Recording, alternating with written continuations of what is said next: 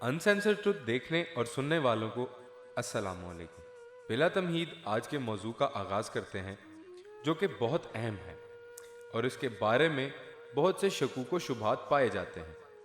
आज हम इस नज़रिया की वजाहत करेंगे। नाजरीन व सामीन, आज हम ईवल आए, नज़र बद या हासिदाना नज़र पर बात करेंगे। सबसे पहले तो ये जान लें कि नज़र बद अपना वजूद रखती है। ये कोई वहम कहानी नहीं है, ये एक मुसल्लम हकीकत है और अपना वजूद रखती है। नज़र बद असल में हसद या हसरत की वजह से लगती है और ज़रूरी नहीं कि नज़र सिर्फ खैरों की लगे, खूनी और करीबी रिश्तों से भी लग सकती है। और कुरान और अहादीस में इसकी तदारुक के लिए दुआएं और वज़ाइफ मौजूद हैं और इनका जिक्र आगे चलकर आएगा। रिवायात में है कि कबीला बनु असद नज़र बद के लिए मशहूर थे। जो लोग चाहते थे कि फ़लाँ इब्ने फ़लाँ को कोई नुकसान हो या उसकी कोई चीज़ बर्बाद हो जाए, उसका कोई जानवर मर जाए, तो वो इस काम के लिए बनु असद के अफराद को उजरत देकर तलब करते और काम पर मामूर कर देते कि फ़लाँ इब्ने फ़लाँ की फ़लाँ चीज़ को नुकसान पहुंचाना है।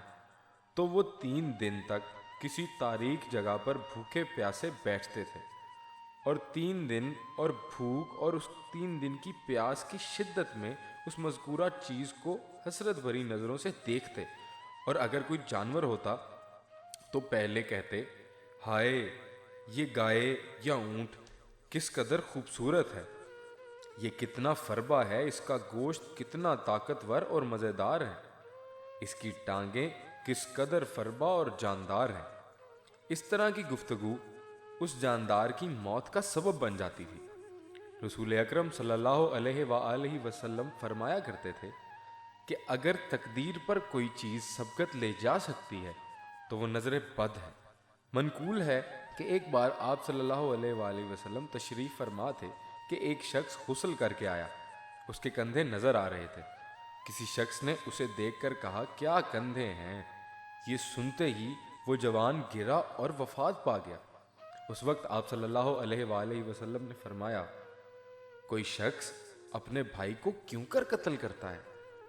रसूल पाक सल्लल्लाहु अलैहि वसल्लम ने फरमाया, लाजिम है कि जब किसी भी खूबसूरत शख्स, जगह या चीज़ को देखो तो माशा अल्लाह ला हौला वला कुव्वता इल्ला बिल्लाहिल अलील अज़ीम एक बार ज़रूर कहो।